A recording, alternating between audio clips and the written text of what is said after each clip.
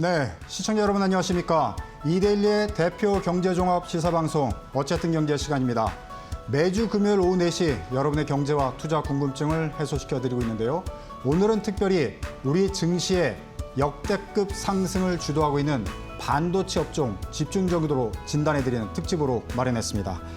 자, 어제지요. 삼성전자가 특별 성과급 문제로 노사 간의 줄다리기를 정말 오랫동안 했는데 막판 협상으로 타결을 지었습니다.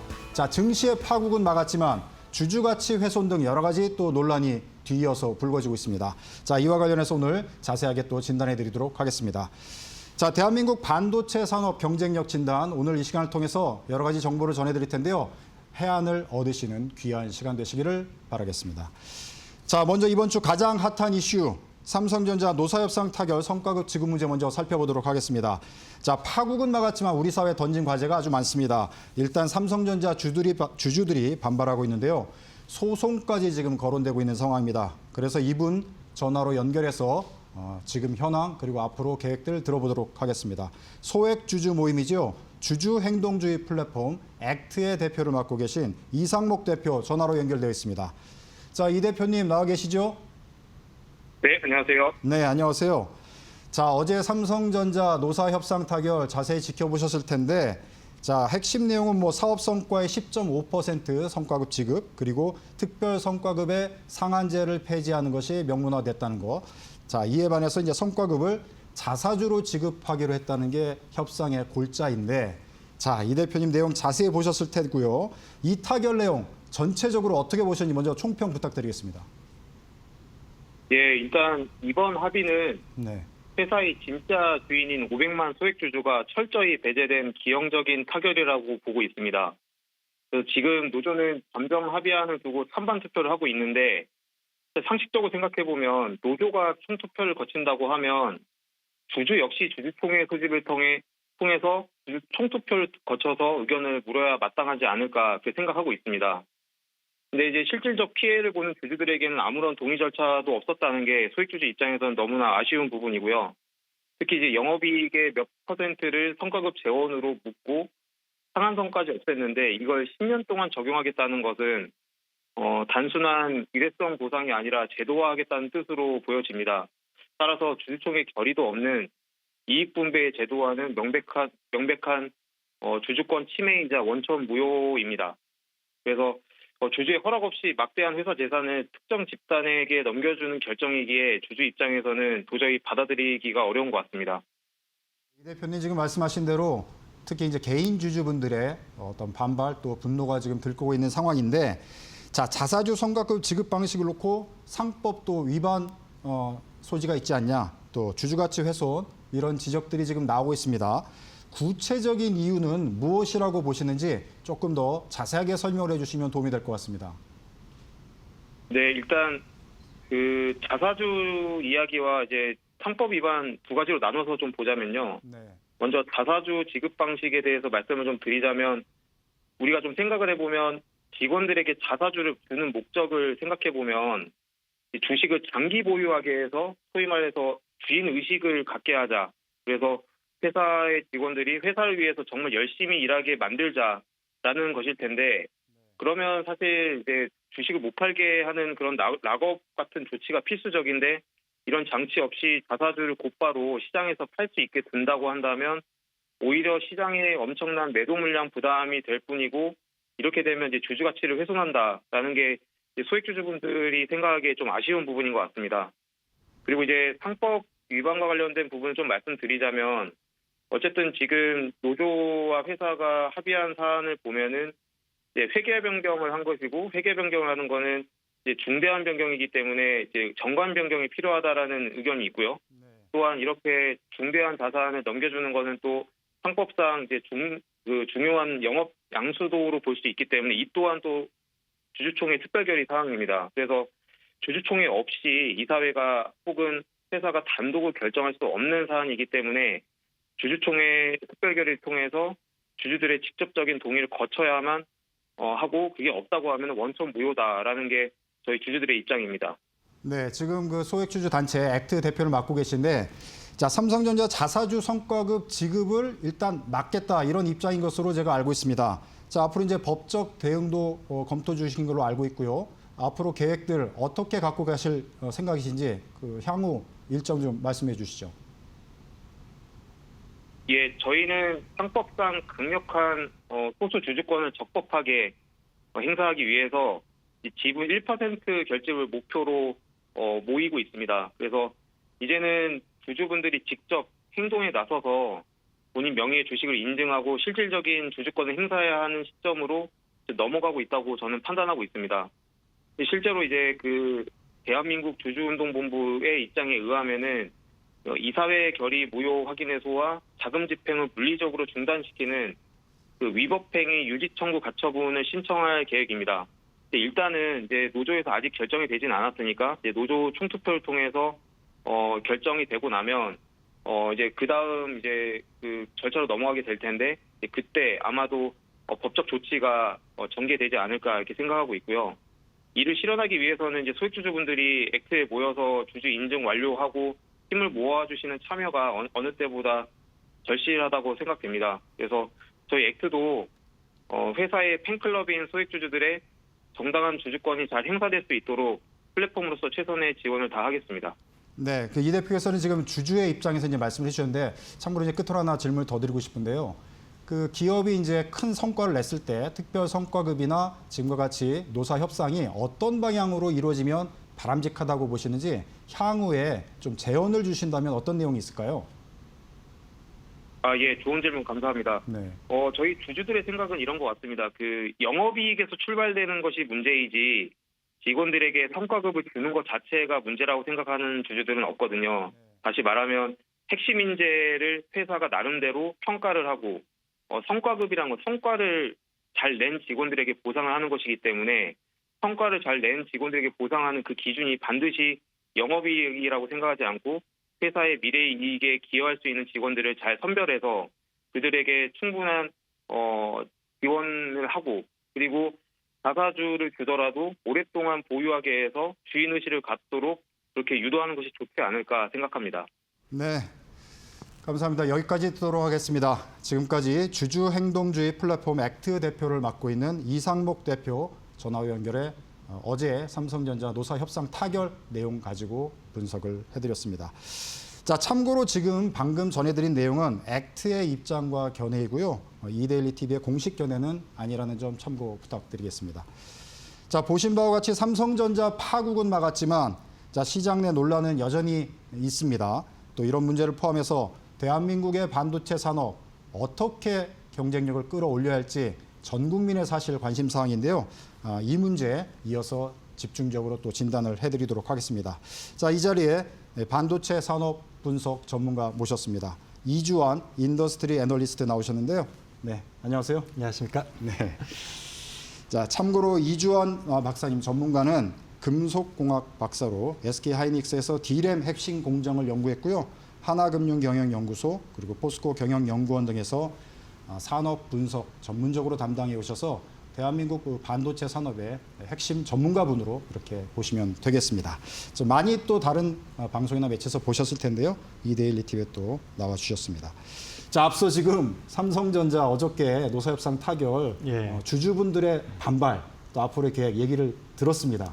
지금 옆에서 얘기를 드셨는데 같이 우리 이 박사님께서는 어떻게 보셨는지 또 역시 총평 한번 해주시면 도움이 될 것 같습니다. 일단 전화 연결하셨던 그 액트 대표님이 말씀하신 게 굉장히 객관적이고 사실은 팩트에 근거해서 말씀해 주신 것 같고요.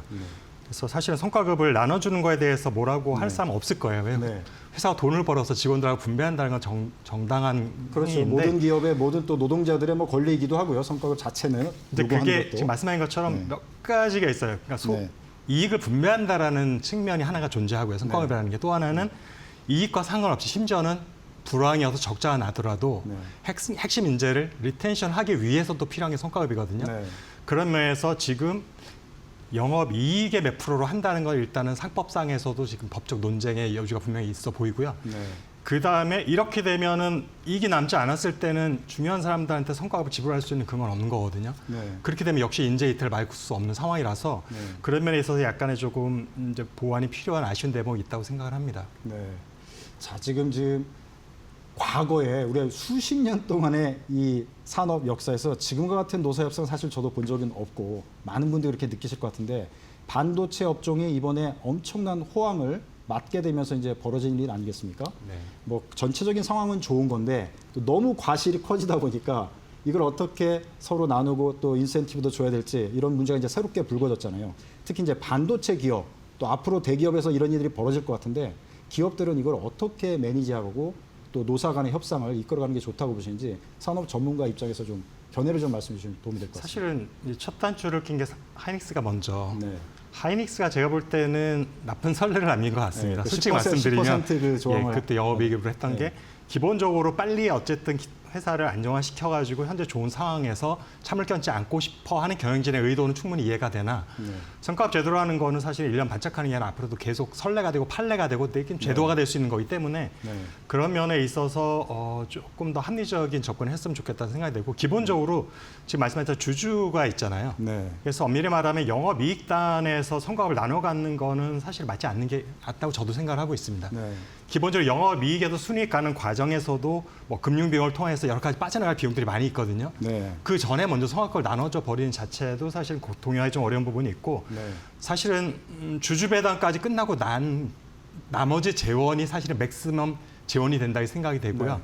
만약에 꼭 그 재원으로 하기 싫다면 기존의 이익 잉여금 같은 게 있기 때문에 네. 제도화를 하더라도 영업이익의 몇 %라는 그 명문화하는 것은 제가 볼 때는 다른 기업들한테도 상당히 부담될 수 있는 포인트가 분명히 존재하고 네. 또 하나는 과연 삼성전자 하이닉스가 앞으로도 계속 올해와 같은 천문학적인 영업이익을 얻을 수 있을까라는 부분에 대해서도 최근에 많은 퀘스천들이 나오고 있지 않습니까? 네. 엊그제도 외신에서 왜 한국 반도체 기업들은 다른 나라 기업들에 비해서 밸류에이션을 낮게 받느냐라고 하면서 나름대로 진단한 것이 현재 이런 실적이 지속되기 어렵다라고 투자자들이 인식하는 것 같다라는 결론을 내렸습니다. 네. 근데 사실은 그거는 사실은 좀 맞다고 생각이 되고 있고 네. 또 엊그제는 전임 삼성전자 대표까지 하셨던 명재현 그 대표께서 네.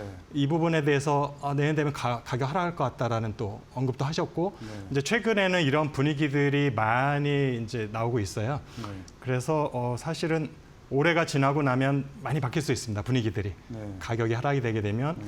물론 내년도 영업이익이 많이 발생을 하겠죠. 가격이 하락해도 워낙 좀 높은 수준에 있기 때문에 네. 하지만 아마 2년 후가 되게 되면 오히려 적자를 걱정해야 될 수도 있는 상황. 네. 그렇게 됐을 때 모바일 부분에서는 많은 이익을 남기고 반도체 부분이 적자되는 상황이 분명 발생할 거거든요. 네.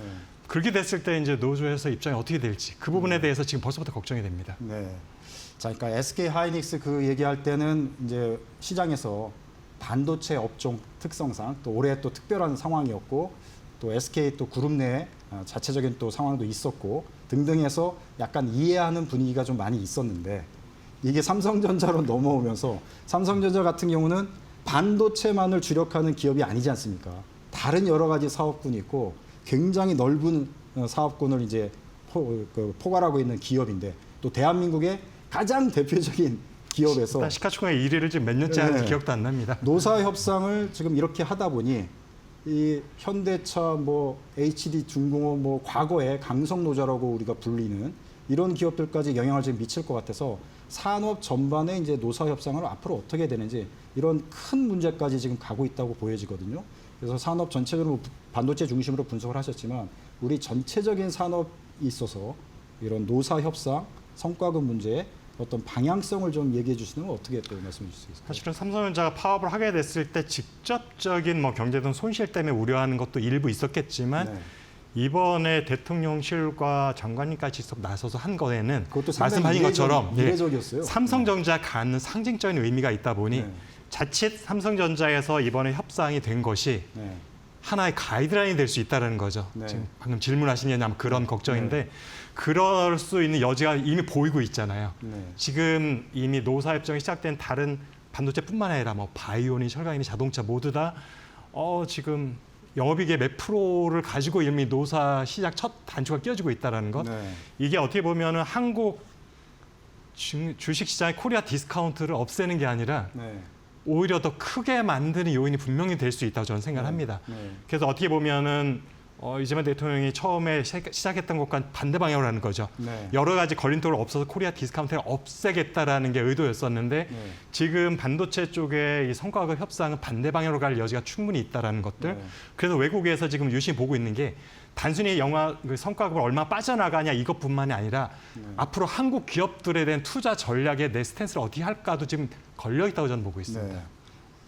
자, 지금 코리아 디스카운트 문제 말씀해 주셨는데 그동안 1년 동안 정부에서 코리아 디스카운트 없애기 위해서 상법개 굉장히 정도하고, 정책적으로 네. 하고 시장에서도 굉장히 노력하고 해서 끌어왔는데 오히려 기업에서 코리아 디스카운트를 만들어버리는 그런 분위기가 지금 되다 보니까 모르겠어요. 어제는 이제 노사 협상 타결 소식 이후에 증시가 급등하지 않았습니까? 그렇죠. 삼성전자도 급등하고 시장 자체가 급등했는데 오늘 마감 시황 보니까 이제 방송 들어오기 직전에 마감 시황 보니까 코스피가 0.41% 소폭 오르긴 했는데 삼성전자는 마이너스 2.34%로 많이 떨어졌어요. 그리고 SK하이닉스도 0.05%로서 그냥 강보합 마감인데 원래는 좀 두 종목이 많이 올라줘야 될 것 같은데 근데 사실 어제 너무 많이 올랐던 것도 그 있어서 영향까지 예, 봐서 숨고르기 정도를 일단 오늘 저는 보고 오늘 있고요. 정도는 예. 이제 오늘 또 금요일이기도 하니까 네. 월요일이 되면 또 그때 이제 파업과 관련된 거 외에 전반적인 글로벌 재정 이슈라든지 금리 네. 이슈, 반도체 업황 같은 것들이 이제 반영되기 시작할 것 같습니다. 네, 그럼 오늘 증시는 일단 어저께 너무 많이 네, 올랐기 어제 너무 많이 올랐기 때문에 조금 이제 조정되는 숨고르기 정도는 숨고르기 필요했다고 장세로 생각이 이제 됩니다. 이렇게 보시는 거고 예. 장기적으로 그거는 좀 더 지켜봐야 될 것 같다. 지금 사실은 결국 반도체 주식 코스피 전체에 대해서 가장 핵심은 메모리 가격이 계속 강세를 유지할 거냐 하락할 네. 거냐 이거에 달려 있거든요. 네. 사실은 정확히 말하면 메모리 가격이 50% 하락하면 네. 코스피도 아마 절반 정도 그렇겠죠. 된다고 보는 게 맞을 거예요. 네, 주도주들이고 실질적으로 네. 보면 시가총액을 봐도 그렇고 최근에 ETF를 통해서 올라간 것도 있고 네. 그래서 메모리 가격이 가장 핵심인데 사실은 기존의 증권가에서 굉장히 그 불리시한 목표 주가와 실적을 계속 2027년, 8년, 30년까지 초호황이라고 했던 거는 근거에 깔린 전제는 분명히 메모리 가격이 떨어지지 않을 것이라는 전제가 있어야 되는데 네. 지금 저는 사실 1년 전부터 올해 빠르면 9월, 늦어도 12월에는 가격 하락하기 시작할 거다, 피크아웃이다라고 말씀을 계속 드리고 있었고 네. 최근 들어서 이미 현물 가격은 피크아웃이 됐다라는 것이 거의 확인되고 있고요. 네. 그렇게 보면 메모리 가격 하락은 거의 코앞에 닥쳐 있거든요. 네. 근데도 여전히 증권가에서는 계속 목표 주가 올리고 있어서 저는 좀 걱정이 되긴 합니다. 네. 자, 그럼 이제 찬찬히 시장의 이제 단기 전망, 뭐 장기 전망 이런 식으로 한번 좀 여쭤보고 싶은데 일단 지금 한국 증시가 역사적 신고점을 써가면서 지수 포인트를 지금 올리고 있어요. 올리고 있는데 자, 삼성전자와 SK하이닉스 반도체 기업들이 이제 주도를 하고 있고요. 말씀하신 대로. 지금 근데 증권가 국내외 증권사들 이제 전망을 보면 다 지금 목표 그 지수 포인트를 올려가지고 거의 지금 올해 말에 10,000포인트 이상 갈 것처럼 그렇게 많은 분석들이 얘기들이 나오고 있거든요.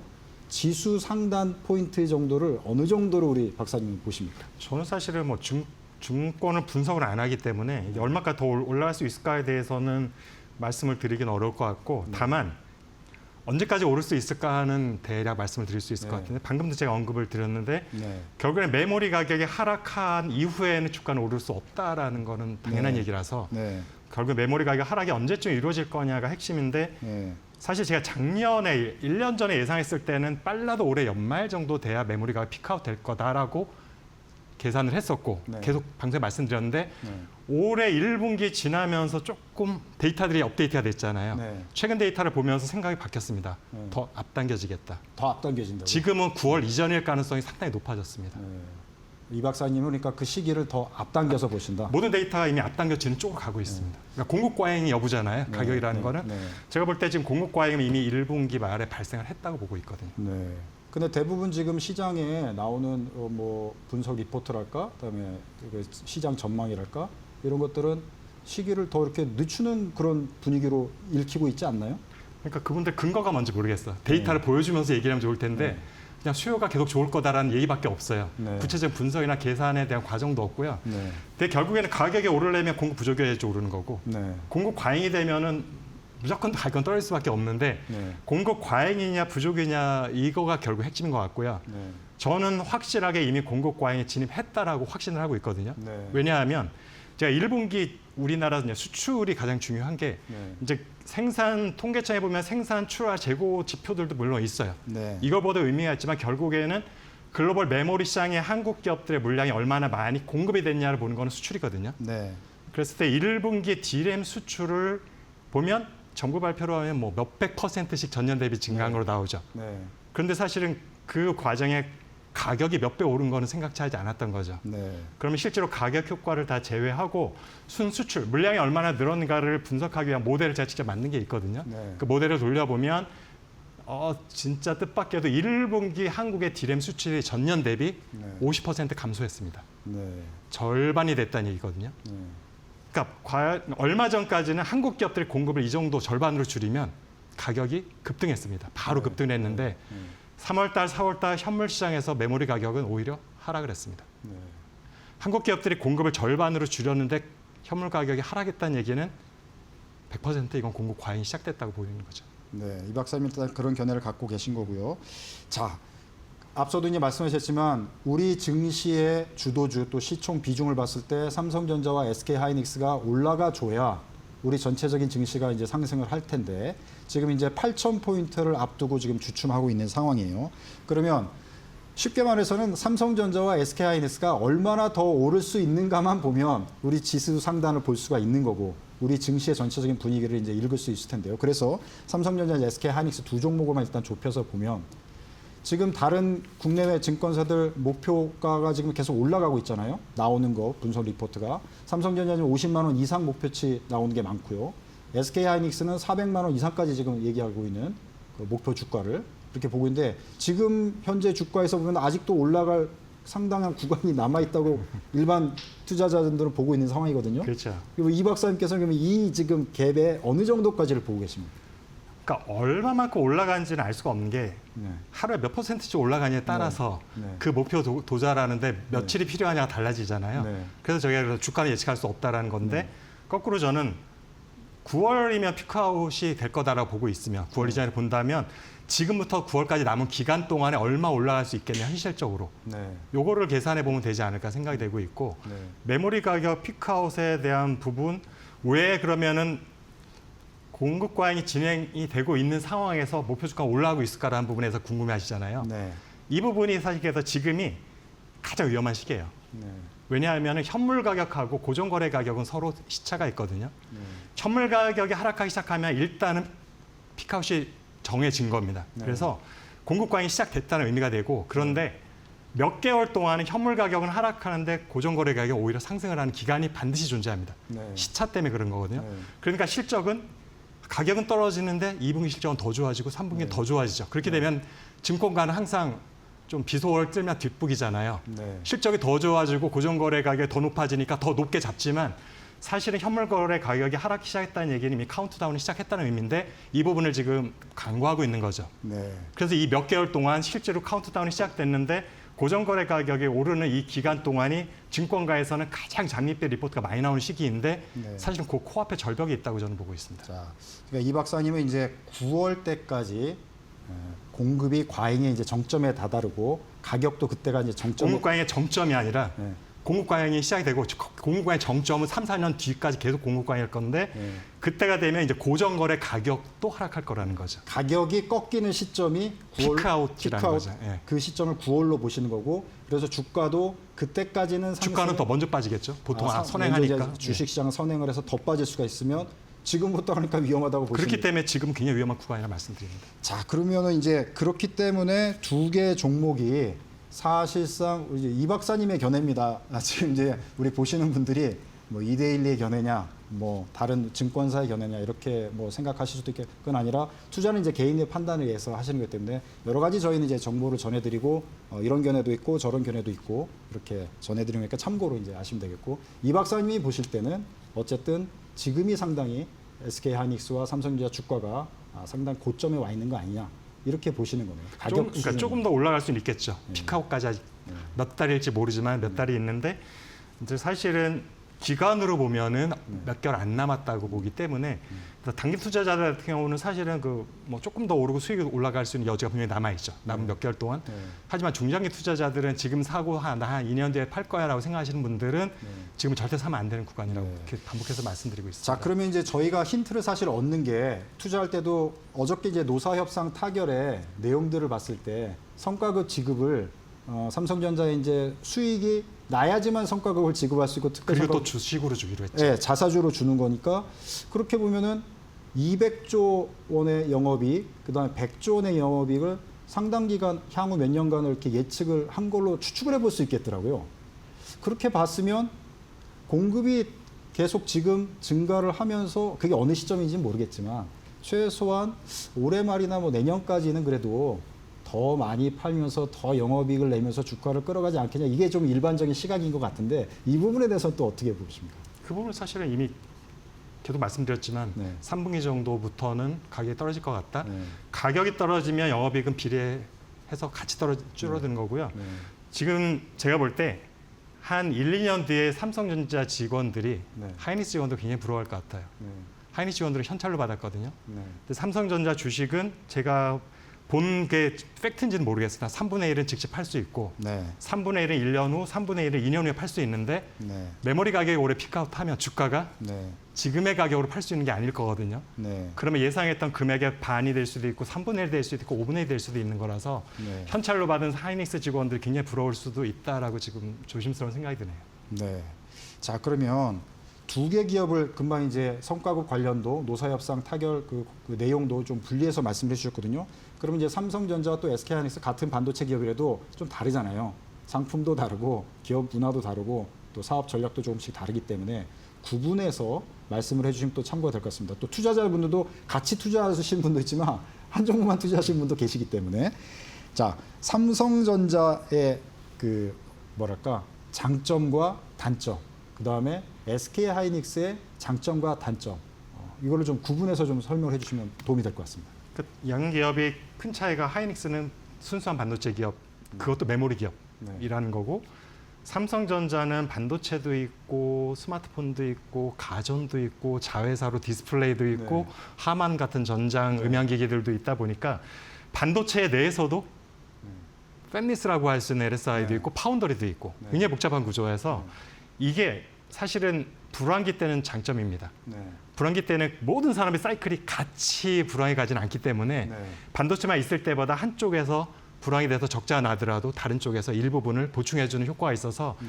삼성전자 전체 영업이익이 적자로 웬만하면 돌아서질 않습니다. 네. 근데 하이닉스 같은 경우는 오로지 반도체만 있다 보니까 메모리 가격 상승 하락에 따라서 완전히 급격하게 전사의 실적이 반영된다는 게 반도체가 좋을 때는 오히려 압도하는 실적 지금과 같이 보여줄 수 있지만 반도체가 불황이 되게 되면은 그것을 방어해 줄 수 있는 게 아무런 것이 없어서 네. 적자로 무조건 갈 수밖에 없는 그 구조라는 것.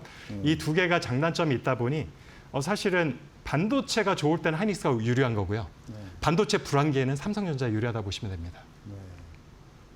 자, 그러면은 그거를 다르게 또 일반인 시각으로 해석을 하면 반도체 지금 호황기 뭐 피크아웃이 뭐 9월이라고 보면 단기간에는 오히려 SK하이닉스 쪽에 더 관심을 가질 필요가 있다고 이렇게 해석할 수도 있잖아요. 그렇죠. 일단은 이익이 근데 이익 절대 규모는 일단은 이미 역전돼 있잖아요. 네. 왜냐하면은 네. 전체 생산 규모가 틀리기 때문에 그건 어쩔 수 없고 영업 이익률을 하지만 여전히 네. 하이닉스가 앞서 있죠. 네. 그게 아마도 2분기, 3분기에도 비슷할 것 같습니다. 네. 그 삼성전자 사업군 중에 이제 휴대폰이나 다른 가전 업종이 어떻게 보면 반도체가 너무 지금 주도적으로 워낙 그 실적이 좋기 때문에 좀 가려져 있다고 볼 수도 있는데요. 옛날에 이제 휴대폰의 경쟁력으로 사실 삼성전자 주가를 많이 또 봤잖아요. 근데 휴대폰은 지금 사실 어떤 분석도 사실 보기가 힘든 그런 시장인 것 같아요. 우리 박사님 보실 때는 삼성전자의 사업군 중에 반도체 중심으로만 우리가 계속 얘기를 하고 있는데 휴대폰이나 다른 가전 쪽의 경쟁력이 앞으로 어떻게 갈 거로 보시는지 그 변에도 한번 말씀해 주시면 참고가 될 것 같습니다. 사실 기술력만 놓고 보면 여전히 삼성전자가 사실은 탑 티어에 있는 게 맞고요. 그런데 우리가 시장에서의 그 영향력이랄까 지배력은 기술력하고 반드시 일치하지는 않기 때문에 네. 지금 사실은 스마트폰 시장에서도 중국 기업들이 너무 많이 시장 점유율을 차지하고 또한 네. 중국 내수에는 거의 애플도 마찬가지예요. 요즘은 네. 옛날에는 애플은 사죠. 요즘 애플도 안 사기 때문에 자국 브랜드 아니면 거의 팔리지가 않는 상황. 그런데 워낙 수요 시장이 크다 보니까 네. 중국 하나만 놓고 보더라도 삼성전자 이전과 같은 경쟁력을 갖기는 쉽지 않은 게 맞고요. 네. 가전도 사실은 비슷하기도 하죠. 가전은 또 미국, 유럽 업체들까지 경쟁해야 되는 상황이라서 네. 사실 어떻게 보면은 스마트폰이나 가전 같은 기업들은 좋다고 해도 그냥 어느 정도 유지하는 수준이지 네. 성장성이 높을 수도 없는 산업군이고요. 네. 영업이익률이 엄청나게 높아질 수도 없는 산업이라서 네. 어떻게 보면은 반도체가 불황일 때 기업 전체를 방어해주는 역할 정도가 딱 그 포지셔닝이라 보고 있습니다. 네. 자, 이제 두 기업이 이제 코스피의 이제 대표적인 종목이라 보면 뭐 코스닥까지 이제 조금 넓혀서 우리가 잠깐 살펴본다면 반도체 이제 소부장 쪽으로도 이게 뭐 낙수 효과 비슷하게 약간 이제 움직이고 또 주가도 많이 오르고 이렇게 있는데 그러면 이쪽도 사실 영향을 받을 수밖에 없잖아요. 이쪽 소부장 쪽을 좀 중심으로 해서 설명을 해주시면 어떻게 말씀해 주실 수 있을까요? 일단 소재랑 장비는 전혀 다른 산업이라서 분리를 네. 하는 게 맞을 것 같고 네. 장비 산업 먼저 말씀을 드리면 올해 설비 투자 많이 할 거고요. 돈을 네. 벌었으니 할 수밖에 네. 없고 올해 제일 많이 벌었으니 내년에는 가장 많은 설비 투자 할 수밖에 없기도 네. 하고 또 한쪽으로는 지난 3년 동안 중국에 비해서 삼성전자 하이닉스가 설비 투자를 너무 적게 했습니다. 네. 그렇기 때문에 이제는 공격적으로 할 수밖에 없는 타임이어서 그래서 장비 업체들 입장에 보면 올해와 내년에 매출과 수주 실적이 굉장히 좋아질 거라 보고 있고요. 네. 소재 같은 경우는 사실은 생산량에 비례하는 거잖아요. 네. 생산하고 뭐 웨이퍼라든지 특수가스 같은 것들은 지금 삼성전자 하이닉스가 생산이 많지가 않아요. 네. 1분기에도 물량으로 하면 작년에 절반밖에 안 된다고 말씀드렸잖아요. 네. 그렇기 때문에 소재 업체들은 지금 어떻게 보면 보릿고개라고 할 수 있고 네. 그러면 언제 소재 업체들이 좋아지느냐? 삼성전자 하이닉스가 가동률이 풀가동하게 되는 시점. 네. 언제 풀가동할 거냐? 아이러니하게도 메모리 가격이 하락하기 시작하면 풀가동으로 갈 겁니다. 네. 그러니까 올해 연말부터 내년 사이가 오히려 소재 업체들은 좀 살아날 것 같습니다. 네. 그 이제 시차가 있는 거니까요. 시차가 존재하는 거죠. 네. 그런 식으로 이제 움직여서 오히려 이제 소부장 쪽으로는 조금 더 이제 이 박사님 견해로는 기간이 조금 더 길게 보시는 것 같다는 이제 이해를 했습니다. 자, 우리가 또 잊고 있는 게 있어요. 지금 뭐 워낙 AI 시대가 되고 AI 반도체 시대가 되면서 SK 하이닉스와 이제 삼성전자 메모리 반도체 주력 업종을 하고 있는 우리 한국 기업들이 주목을 지금 받고 있는데 마치 지금 우리가 이 지금 시기에 취해가지고 세계 글로벌 시장을 우리 한국 기업들이 뭐 다 주도하고 있고 앞으로도 계속 주도할 것 같은 그런 착각이 들 정도로 지금 시장 분위기가 이렇게 돼 있지 않습니까? 근데 지금 이제 노사협상 타결되고 이제 파업 국면 이렇게 되면서 아차 하고 지금 느껴지는 게 그 밑에 중국이나 일본이나 다른 경쟁 업체들은 놀고 있는 건 아닐 텐데 지금 이런 우리의 약간 삐걱거리는 이 시기를 노리고 치고 올라올 수도 있겠다 이런 생각이 들거든요. 우리 박사님 보실 때는 지금 우리의 경쟁 상대는 지금 어떻게 준비하고 있고 어떤 지금 상황으로 움직이고 있는지 좀 주변 국가, 주변 기업들 좀 설명해 주시면 또 참고가 될 것 같습니다. 일단 메모리랑 파운더리 두 개를 좀 네. 분리해가지고 얘기를 해보면은 메모리는 사실은 미국에 마이크론이 있고 키옥시아 일본에 있지만 생산 캐퍼라든지 이런 걸 봤을 때 아직 한국 기업을 위협할 수준이 아닌 것 같고 네. 물론 기술력은 중국보다 일본과 미국 기업이 앞서 있는 거 맞죠. 하지만 네. 아직까지도 규모 면에서 한국 기업이 크게 위협을 느낄 수준은 아닌 것 같지만 중국 기업들은 지금 그동안 굉장히 많은 투자를 했잖아요. 네. 지난 10년 동안 네. 190조 원, 200조 원 투자를 했던 것들이 이제 결실을 맺을 때가 되었고 그래서 작년에 보면은 중국의 디램 랜드 시장 점유율이 1년 사이에 급격하게 높아졌습니다. 네. 이게 우연이 아닌 거고요. 이게 언제부터 비롯됐냐면 2023년부터 2025년 3년 동안 네. 그러니까 결국에는 뭐 공장 짓고 땅 사는 거 말고 네. 반도체 공정 장비 구매를 봤을 때 네. 삼성전자 하이닉스를 합친 것의 2배를 중국에서 구매를 했습니다. 네. 대부분은 로컬 기업들이라 생각이 되고요. 그러니까 2023년에 구매한 장비들이 작년부터 이제 직접 생산에 관여하기 시작해서 네. 그렇게 높아진 건데 그러면 올해는 2023년 물량 플러스 누적해서 2024년 물량이 나와서 네. 그래서 올 상반기에 이미 공급광으로 전환이 된 거고요. 네. 내년이 되면 거기에 2025년 물량까지 추가되거든요. 네. 그렇기 때문에 아마도 작년 말에 기준으로 했을 때 중국의 디램 시장 점유율 7%, 낸드 10%였는데 올해 연말이 되면 2배 정도로 올라가지 않았을까 싶고요. 네. 이게 가능했던 이유가 삼성전자 하이닉스가 메모리 가격을 강하게 유지하기 위해서 계속 네. 감산했다는 거. 네. 그러니까 고객은 있는데 생산을 안 하니까 네. 무주공산이 된 시장에서 중국 네. 기업들이 그 시장의 고객들을 다 하나씩 가져가기 시작했고요. 네. 또 하나는 바로 엊그제 뉴욕타임즈가에서 그 미국에서 한 매체도 얘기를 했는데 제가 했던 건 똑같은 얘기. 사실은 삼성전자 하이닉스가 중국을 견제하기 위해서 가장 했어야 되는 거는 본인들의 한 5%, 10% 정도의 영업이익이 날 정도의 가격을 유지하면서 네. 중국 기업들을 고사시켰어야 된다. 계속 네. 적자를 만들었어야 되는데 네. 본인들의 영업이익을 얻는 쪽으로 일단 방향을 틀었기 때문에 돈이 되면 영업이 얻는 게 아니거든요. 네. 중국 기업들도 지금 역대 최대 조 단위의 이익을 얻고 있어요. 네. 가격 효과니까요. 네. 그러면서 시장 점유율이 빠르게 높아진 것들. 이거를 짚었는데 제가 생각하는 거가 너무나 똑같은 얘기를 미국 업체에서 그래서 한국 기업들의 밸류에이션 낮을 수밖에 없다는 얘기를 덧붙였거든요. 네. 그래서 메모리 시장만 놓고 보면은 이제 중국은 한국에 견제할 수 있는 수준의 임계점을 넘어섰습니다. 시장 점유율이. 네. 그래서 이제는 공급 과잉이 과거 한 10여 년보다 훨씬 심해질 거다.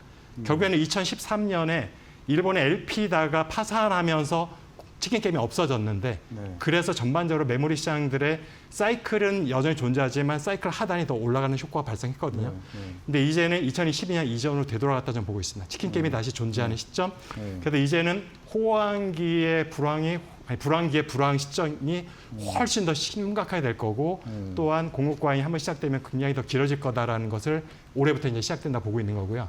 근데 이제는 한국이 할 수 있는 게 없습니다. 현재로서는 물량을 대결하는 것밖에 없고 파운드리 같은 경우도 중국 시장 점유율이 3개 정도가 좀 큰 회사가 있어요. 나머지 너무 작아서. 근데 중국의 탑 10에 들어있는 그 기업들의 시장 점유율 합계가 이미 한 1년 반 정도 삼성전자를 앞서기 시작을 했고요. 네. 삼성전자는 지금 TSMC에 앞서는 게 얘기가 아니라 중국 3사 합친 것보다 앞서는 게 일단 첫 번째 미션입니다. 그리고 나서 뭐 TSMC를 따라가느니라 얘기를 하는 게 현실적인 거고 그런데 이제 한 1, 2년 지나면 인텔과 일본의 라피더스가 현재 규모 면에서 많이 차이가 있지만 지금 빠르게 추격해올 가능성도 염두에 둬야 됩니다.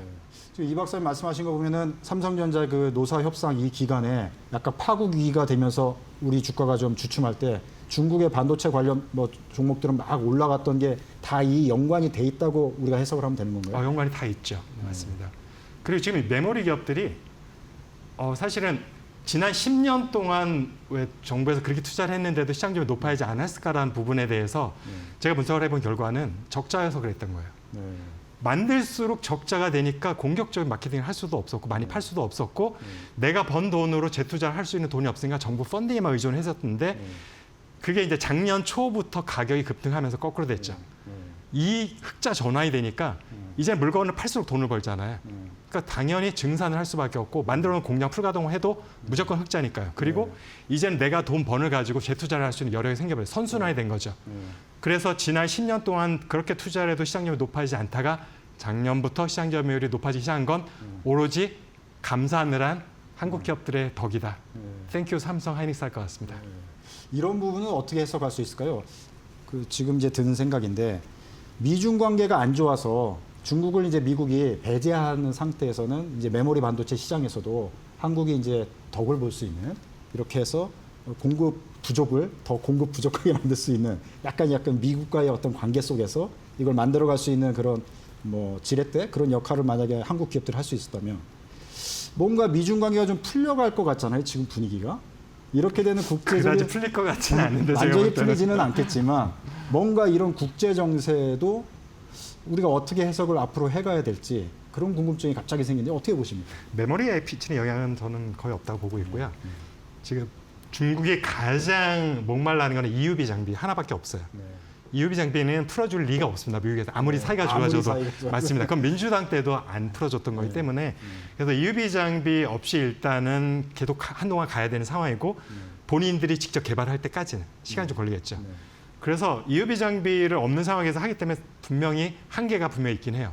그래서 우리가 보통 공정 미세화라고 하잖아요. 그래서 디램이 10나노 밑으로 언제 갈 거냐 이런 부분에서 지금 중국 메모리 업체들이 답답함이 있긴 하지만 그럼에도 불구하고 지금 사실은 디램과 낸데 반드시 EUV가 필요하지는 않아요. 보통 EUV가 써야 되는 한계를 지금 5나노 근처로 보고 있는데 디램은 5나노까지 내려가지 않고 다 10나노 이상의 공정입니다. 그래서 좀 더블 패터닝, 트리플 패터닝 같은 거를 하면서 지금 디램, 낸드 업체들이 중국 업체들이 다 만들고 있는 상황이라 보시면 사실은 EUV를 제외한 나머지 장비들은 대부분 미국 장비들이거든요. 그럼 못 팔아야지 맞잖아요. 이미 2020년부터 미국 장비 못 팔도록 계속하고 있었는데 전 세계에 판매되는 장비, 특히 미국 장비들의 40% 이상이 중국에 팔렸습니다. 이 얘기는 미국에서 제재를 하는 게 실효성이 하나도 없다는 얘기예요. EUV 장비는 자기네 나라 장비가 아니잖아요.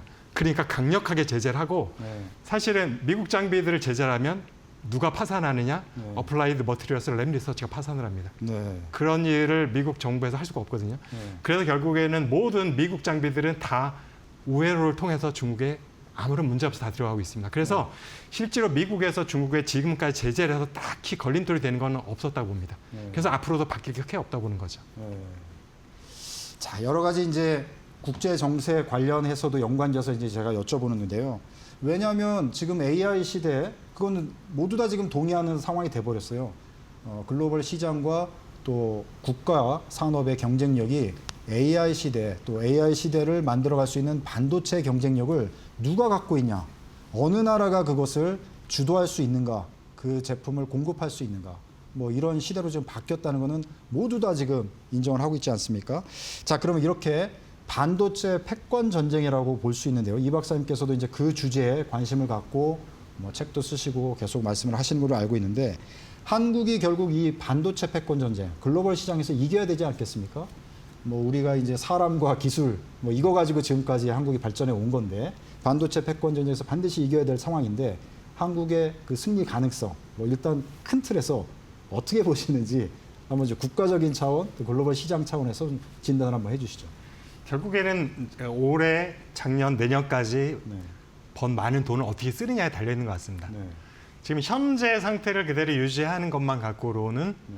제가 볼 때 10년 후에 장담하기 어렵다 보고 있고요. 네. 왜냐하면 중국한테 메모리 시장은 아마도 바톤을 넘겨줄 가능성이 굉장히 높습니다. 네. 과거에 미국이 일본한테 그랬고 일본이 한국한테 했던 것 같이 똑같은 상황이 이제는 한국에서 중국으로 넘어가는 것을 막을 수는 없는데 네.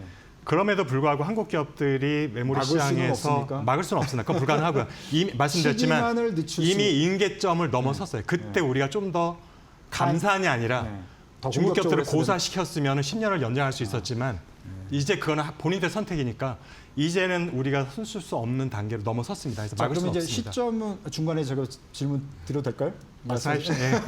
갑자기 제가 잊어먹을까 버렸는데 삼성전자는 또 기업 입장에서는 기업의 또 생존 또 전략 차원에서 그 시점에서는 불가피한 선택이라고 또 볼 수도 있잖아요. 너무 공격적으로 또 생산하다가 너무 시간 지났을 때 그걸 감당할 수 없는 어떤 시기가 올 수도 있다는 자체적인 판단으로 또 줄였지 않았을까 이런 생각도 드는데요. 글쎄 뭐 사실은 현금을 어쨌든 확보했다라는 것은 남는 유산이 될 수는 있죠. 네. 그런데 그건 단기간의 유산이잖아요. 네. 근데 메모리 시장의 이제 주도권을 빼앗기게 되는 거는 네. 영원히 남는 유산이거든요. 네. 둘 중에 가장 어떤 걸 선택하는 게 맞았느냐라는 게 저희 퀘스천이고 그러면 아까도 말씀드렸지만 그럼 어떻게 하는 게 가장 최선이었을까?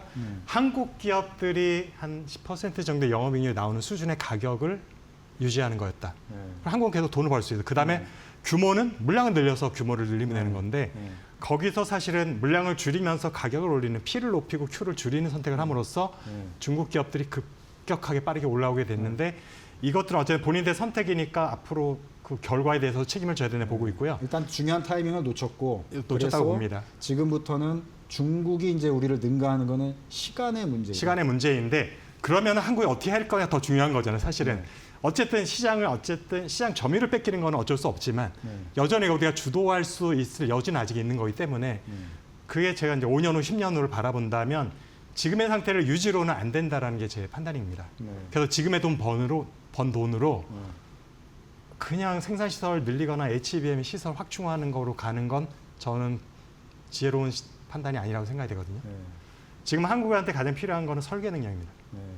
그 설계 능력은 중국과 똑같은 제품을 만들어서는 결국에는 계속 쫓기는 것에 네. 쫓기는 것밖에 안 돼서 네. 다른 길로 가는 수밖에 없습니다. 네. 그래서 중국이 이만큼 한국을 바라보면서 왔는데 갑자기 다른 골목으로 가서 한동안 정신을 차리지 못하게 하는 게 한국이 여전히 반도체 시장에서 주도권을 잡을 수 있는 길인데 네. 그거는 단순히 공정 양산 능력으로 되는 게 아니거든요. 네. 기존에 없었던 새로운 뭔가가 나와야 돼, 칩이 나와야 되는 건데 네. 그건 결국에는 저는 설계 능력이 압도적으로 필요한 거라고 생각이 되고 있는데 네. 지금 한국이 R&D에서 개발 능력과 공정 능력과 양상 능력을 세계 최고라고 보고 있습니다. 네. 반도체 부분에서. 네. 설계 능력은 미국이 100이라고 하면 한국은 한 60, 65밖에 안 됩니다. 네. 그래서 우리가 여전히 메모리 위주로 가는 거고요. 네. 설계가 훨씬 중요해주는 CPU나 GPU나 이런 쪽못 가는 거고요. 네. 그래서 결국에 한국이 살아남으려면 메모리가 주된 제품이라 하더라도 네. 기존의 생산에 존재하지 않았던 중국이 상상하지 못했던 메모리를 만들어야 되려면 이것은 기존의 멤버들로 할 수 있는 게 아닙니다. 네. 그래서 지금 그러한 능력을 갖고 있는 분명히 스타트업 수준의 기업들이 전 세계에 분명히 있을 건데 네. 아직은 실리콘밸리에서 눈독을 들이지 못하고 있는 기업들이 있을 건데 네. 돈이 있잖아요, 이제는. 네. 얼마든지 인수할 수 있거든요. 네. 그런 기업들이 인수해서 그 능력을 우리가 이미 갖고 있는 양산과 공정 개발 능력과 접목시켜서 네. 중국이 거의 다 잡았다 했을 때 다시 10년의 격차를 벌릴 수 있는 것. 네. 그것이 이제 설계 능력이라서 우리가 그러한 기업들을 지금 빨리 물색해서 M&A를 통해서 그 실력을 지금 높이는 게 필요하다고 생각하고 있습니다. 네. 자, 그러니까 공급과 뭐 제조 이거 경쟁으로는 중국을 그거는 한국이 이길 수가 없기 없습니다. 때문에 네. 지금 시점에서 봐도 버텨봐야 10년 안에 따라잡히고 시간의 문제인 것 시간의 뿐이죠. 문제이고 우리가 그건 이길 수가 없다. 자, 좋게 봐서 10년 버틸 수 있다. 그러면은 빨리 지금 이미 늦었다 하더라도 지금 이제 설계 능력을 압도적으로 강화해서 치고 나갈 수 있는 그걸 준비를 빨리 해야 된다. 그건 지금 자체적으로 못하면 M&A를 통해서 그걸 해야 된다. 이렇게 보시는 거네요. 그렇죠. 사실은 좀 뭐 지금 와서 너무 늦었기 때문에 지금 도움이 안 되겠지만 저는 네. 사실은 2019년부터 지금까지 7년째 얘기를 하고 있는 건데 네. 삼성전자가 비메모리 1위가 되고 싶다고 2019년 슬로건 선포식을 했을 때 네. 바로 방송에 가서 수없이 얘기했습니다. 비메모리 1위 하고 싶으면 팹리스 인수해라. 파운더리 하지 마라. 네. 지금까지 얘기하고 있지만 사실은 그때 팹리스 제가 그러면서 기업까지 지목을 했어요. 세 개 중에 네. 하나를 네. 영끌해서 구입해라. 네. 그 중에 하나가 엔비디아였고 하나가 AMD였고 하나가 ARM이었습니다. 네. 그때 영끌했으면 아마 인수할 수 있었을 네. 거거든요. 돈도 있었고. 네. 그런데 파운더리를 선택을 하면서 사실 많은 부분이 꼬였다고 생각이 되고 있어서 네. 지금도 내가 오르가닉 방식으로 하겠다고 하면 네. 똑같은 전철을 밟을 수 네. 있다. 네. 그래서 저는 M&A가 전 빨리 갈 수 있는 지름길이라 생각이 되는 거고요. 네. 지금 AI 관련해서도 이제 아까 질문 중에 있었는데 어떻게 보면 지금 본 거는 굉장히 큰 그림인 거고 네. AI는 어떻게 보면 바로 지금 현재 진행적인 시장이잖아요. 네. 그럼 메모리에서 지금 우리가 HBM 시장이 주도권을 잡고 있지만 AI 칩 시장에서 HBM이 언제까지 각광을 받을 수 있을까라는 퀘스천을 던져보면 네. 2, 3년? 네. 그 이후가 되면 HBM 시들해질 수밖에 없다. 왜냐하면 엔비디아의 현재 칩도 제가 볼 땐 시들해질 수밖에 없다고 보고 있습니다. 네. 둘의 운명이 같아요. 네. 둘의 특징이 뭐냐? 고성능. 네. 근데 단점이 뭐냐? 비싸다. 네. 전력 소모가 많다. 네. 지금은 어떻게 보면 AI 칩 시장의 과도기적인 시장입니다. 네. 원래 얼리 어답터들은 비싸도 무조건 사서 써보거든요. 네. 네. 지금이 그 시장이고 본격적으로 그 시장이 형성되려면 대중화가 돼야 되죠. 네. 그러려면 가격이 제일 중요합니다. 네. 중저가 가격이 돼야 되는데 지금의 엔비디아의 칩과 HBM에 들어간 그 조합으로는 대중화될 수 있는 가격과 전력 소모가 못 나옵니다. 네. 그래서 지금 다른 지금 숨어서 준비하고 있는 기업들이 지금 들어온 건데 메모리도 똑같죠. HBM 이후의 AI를 겨냥한 칩을 지금 삼성전자 하이닉스가 개발을 몰래 하고 있다면 네. 가장 베스트. 이제 돈까지 있으니. 근데 HBM에 대한 투자 확대를 만약 계획하고 있다라면 저는 이거는 또다시 몇 년 후에 돌이킬 수 없는 후회가 될 수 있다. 왜냐하면 다른 나라는 지금 아예 D램을 배제하는 쪽으로 지금 접근을 하고 있어요. AI 칩에서. 그래서 그런 부분에 대해서 우리도 좀 고민해야 될 것 같습니다. 네. 말씀을 듣다 보니까 시간이 또 훌쩍 지나가가지고요. 마무리로 1분 이내로 짧게 말씀해 주시면 좋을 것 같습니다. 투자자에게 또 조언이 될 만한 그런 내용들 포함해서 마무리 말씀 부탁드리겠습니다. 네. 어쨌든 여러 가지 뭐 분석도 있고 공고가 있겠지만 현재 현금을 많이 확보했다는 건 분명히 좋은 점이고요. 그래서 이 투자를 할 때에 생산 시설 투자 플러스 좋은 팹리스 기업이 있으면 M&A를 투자해서 적정한 밸런스를 통해서 10년 후에도 중국이 우리를 넘볼 수 없는 경쟁력을 가질 수 있는 적절한 지혜로운 투자가 이제부터 좋은 계획이 나왔으면 좋겠습니다. 네, 오늘 저 바쁘신 데 나오셔서 감사합니다. 네. 네, 수고하셨습니다. 자, 시간 관계상 이렇게 짧게 마무리를 해드렸는데요. 반도체 관련해서는 우리 주도주기 때문에 시간 되는 대로 앞으로도 집중적으로 주요 종목도 분석해드리고 업종도 분석하고 또 국가 산업 차원에서 미래 비전까지도 시간 될 때마다 진단해드리도록 하겠습니다. 자, 이주환 인더스트리 애널리스트 박사님과 함께 반도체 업종 자세하게 진단을 해드렸고요. 자, 혼란한 시장에서 여러분들에게 귀한 참고 자료가 되지 않았을까 이런 생각을 해봅니다. 자, 앞으로 반도체 업종 우리 시장에 계속 주도주로 성장하기를 기대해보면서 이 시간 마치도록 하겠습니다. 평안한 주말 보내시고요. 저희는 다음 주 변함없이 금요일 4시 찾아뵙도록 하겠습니다. 시청해 주셔서 고맙습니다.